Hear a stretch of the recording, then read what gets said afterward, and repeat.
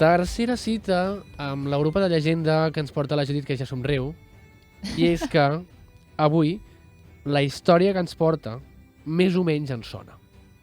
Així és, marxem cap a Edimburg i tots coneixereu, si més no us sonarà, la famosa novel·la del Dr. Jekyll i Mr. Hyde, que va escriure l'escriptor edimburguès Robert Louis Stevenson l'any 1886. Una història sobre un advocat, fem un petit repàs, que investiga l'estranya relació entre el científic Henry Jekyll i el criminal Edward Hyde, que resulten ser la mateixa persona. Doncs aquesta dualitat de personatge que narra Stevenson diuen que està inspirada en un home que va viure a Edimburg just un segle abans de la publicació de la novel·la. Parlem de William Brodie, també conegut com a Deacon Brodie. I això és el que s'anomena la veritable identitat de Jekyll i Hyde.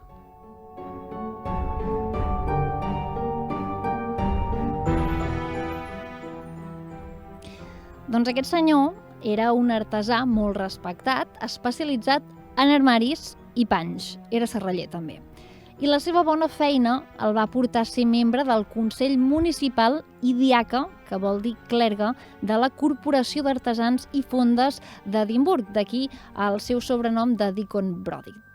Això el va portar a tenir una posició d'influència i a relacionar-se amb l'alta burgesia.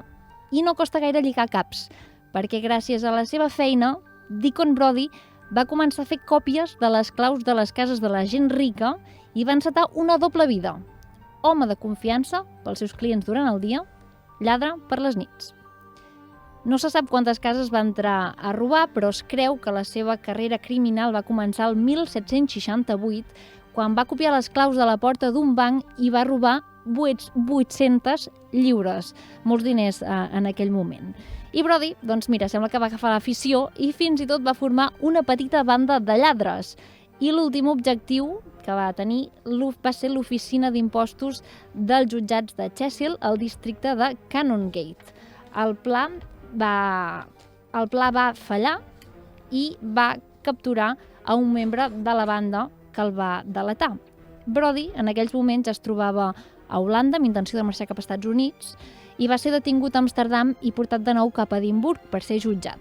I en trobar evidències, que van ser còpies de claus, disfresses i pistoles, l'1 d'octubre de 1788 el van penjar a la forca. Una forca que, per cert, ell mateix havia construït un any abans. Així que us vull recomanar que si mai aneu a Edimburg i passeu pel Royal Mile, que és el carrer més famós de la capital escocesa, heu de fer parada al Deacon's Brodie Tavern, que és un bar dedicat a aquest personatge i on podreu llegir relatada a les parets d'aquest bar la història que us acabo d'explicar.